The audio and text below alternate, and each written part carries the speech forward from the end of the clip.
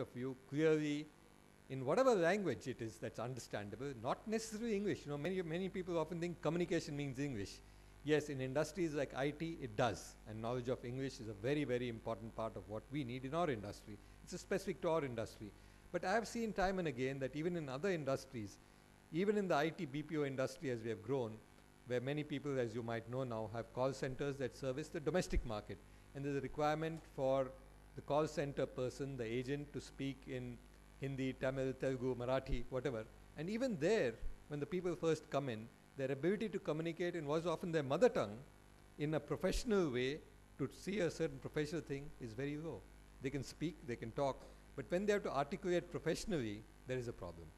And I think that's a very important part of what is required in today's world, irrespective of the industry you are, but very, very important in the IT industry. And I think this is something I want to re-emphasize. I know you're aware of this, but I want to re-emphasize this because while I know 4 or 5 years back this became a big thing, of late I have found some people saying, oh, this is overdone, no, communication, how does it matter? We do a technical job. And I want to stress once again that no, it's very, very important. So please keep that in mind. The second one is collaboration. Collaboration is working together, working in a team. And again, our traditional system of education, again, changing I recognize, but the traditional system, the bulk of our system is such that all through your school and your university education, you're taught to be a loner. You must do things by yourself. You go to a test, you do it by yourself.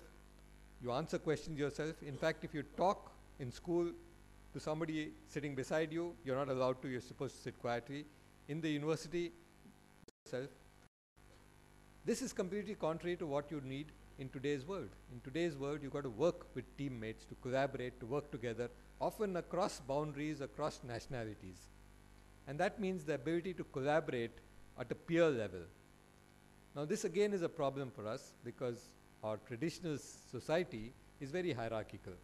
So you know that I listen to somebody who's my elder brother, elder sister, parents or teacher. I just listen and take instructions. And there's somebody younger than me or in a lower class than me, then I tell them what to do. I sort of bully them. I say, no, do this. But talking at an equal level, talking as a peer, arguing your case in the case as a set of communication, of working in a way which is collaborative, is not taught in our system. People pick it up, yes, they pick it up when they play football or cricket or team games, they pick it up when they go and perform on a theatre where you work together with other actors. But in a professional education system, when you're studying, very, very little. Nowadays, yes, there are projects, there are teamwork, but it's very little. And somehow the emphasis on that is low. And the result is when people go, their teamwork abilities are low. And I spent some time on these because we found these to be the two major problems in the so-called soft skills. And a major part of rejection of candidates coming in are more on these counts than on the purely technical knowledge, be it of engineering or computer science. It's much more in these areas. And I think that's something to look at and keep in mind very strongly. A few comments on a few other aspects of what we need to look at. You know, very often our curriculum tends to be dated, and that's something which, you know, each one of you individually in your institutions may not have control because the curriculum is laid out by broader and bigger bodies. The inertia is very high. The curriculum takes a long time to change. The textbooks are even more behind that, and it's difficult to do this.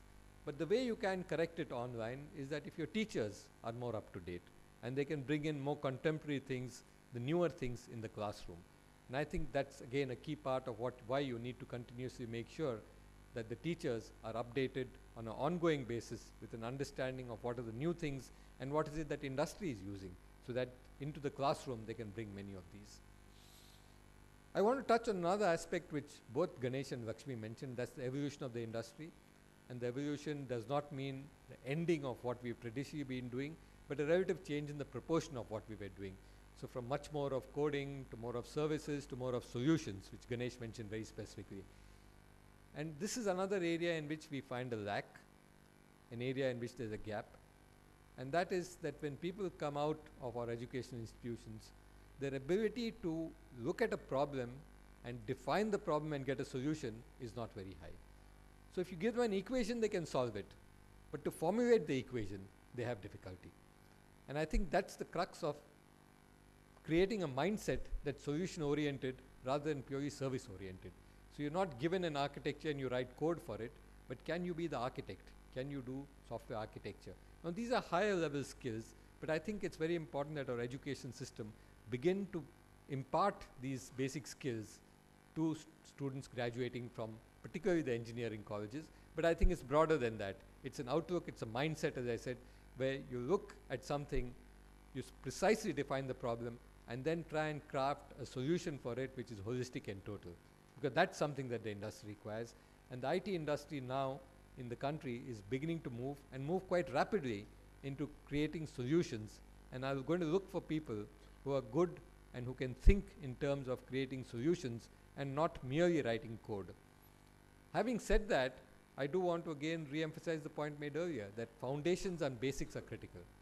And why are they critical? Not from some theoretical point of view saying that, you must know physics and maths. That's the basic foundation for everything you do. But also because in a rapidly changing technological world, new things are happening all the time. And the only way you can learn new things quickly is if your basics and your foundation are strong, which enable you to quickly grasp the new changes which are built on top of this foundation. You're not destroying the foundation, it's something that's building on top.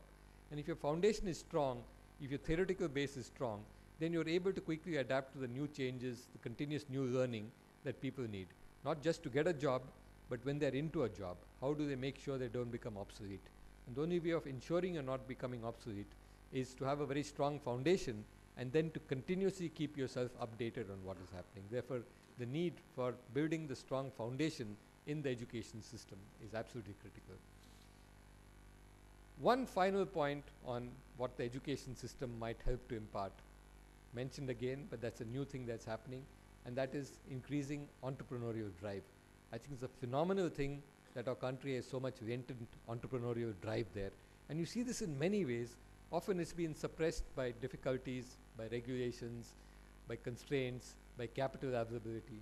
Now here are new industries emerging in the knowledge sector where the biggest constraint of all, which is availability of capital, is minimized to almost nothing. And today, with the kind of things you heard earlier on, with the movement from enterprise towards more apps and solutions that should be on the mobile, the requirement for large investments, if you want to start something, is very minimal. You can create an app and that can be a phenomenal success without large investments.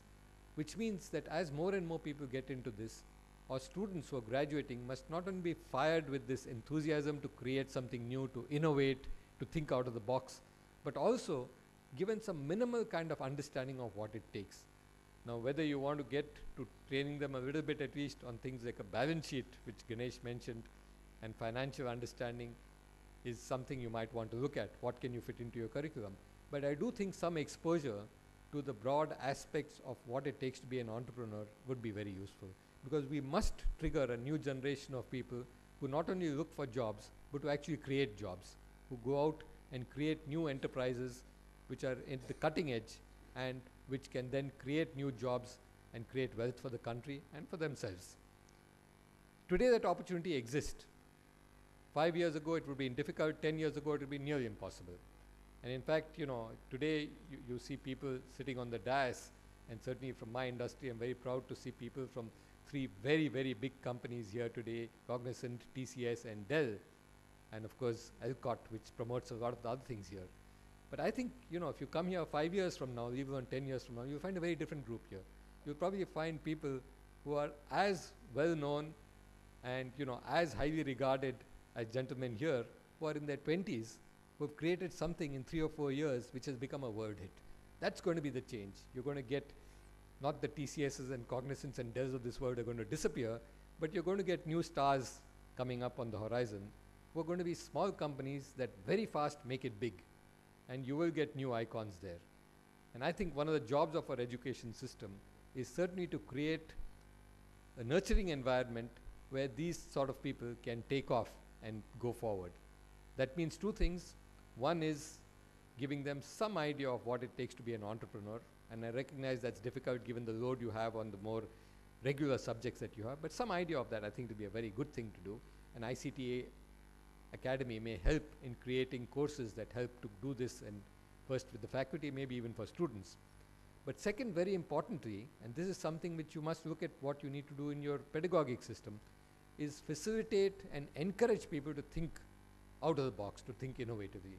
Our traditional system, unfortunately, encourages rote learning. You learn whatever is the textbook, whatever your teacher said, and you regurgitate that in the exams. I think we've got to move away from that and begin to look at how you can spark that innovation that lies in this country in a very, very strong way, to trigger that off so something comes up there. One last comment which relates more to ICT Academy than to institutions here, but certainly you can play a big role in this. And I'm very glad Mr. Khanna mentioned rural BPOs. It's something which many of us have been very keen on.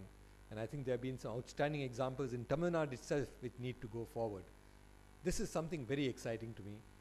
This can be triggered off now in a very big way because there are potentials that are big. After all, what has been the success of the Indian IT industry? The initial success came from taking a piece of work, slicing it into bits, taking each slice and being able to do those slices effectively in some part first in India without that necessary skills and then reintegrating it. Now you can do the very same thing. You can take a difficult and complex task, break it into smaller parts and do some part which is not so complicated and transfer that part to rural areas where skill levels are there but not so high and get it delivered.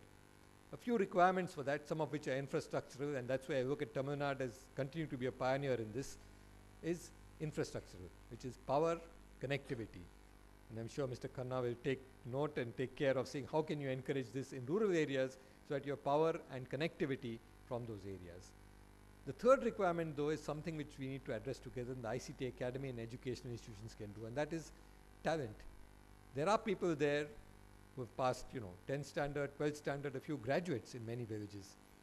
But they need to be trained to be able to take on jobs for this industry. And I think that is where the ICT Academy can come in. There are already some excellent initiatives done, and I see sitting right in front of me one person, Santanu Paul, who's done some great work on talent training. I'm sure there are many others here who are doing talent training, who can work together to see how you can create this kind of talent pools in rural India, which then help this industry and help it to grow. The prospects are phenomenal. This year, the industry grew at 16.3% when the whole world is going through a tremendous slowdown. We are looking at taking the $69 billion of export this year to something like 225 billion by 2020. So, huge growth, 3 to 4-fold growth coming up in the next 8 years.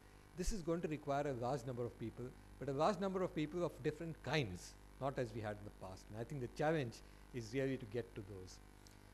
Finally, on the ICT Academy, as I said, I'm very pleased to see this happening. I want to compliment the ICT Academy, the Board of Governors, and the Tamil Nadu government for taking this initiative.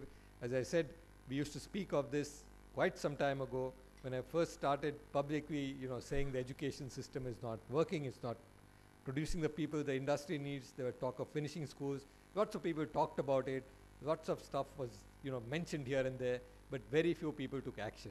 And I'm very pleased to see that the Tamil Nadu government has actually acted on this, has not only just acted but moved forward, created a great academy, put together a phenomenal board of governors which has taken this forward, and I want to wish the ICT Academy great success. I'm delighted to see this program, and I want to wish the program all success as you move forward. Thank you.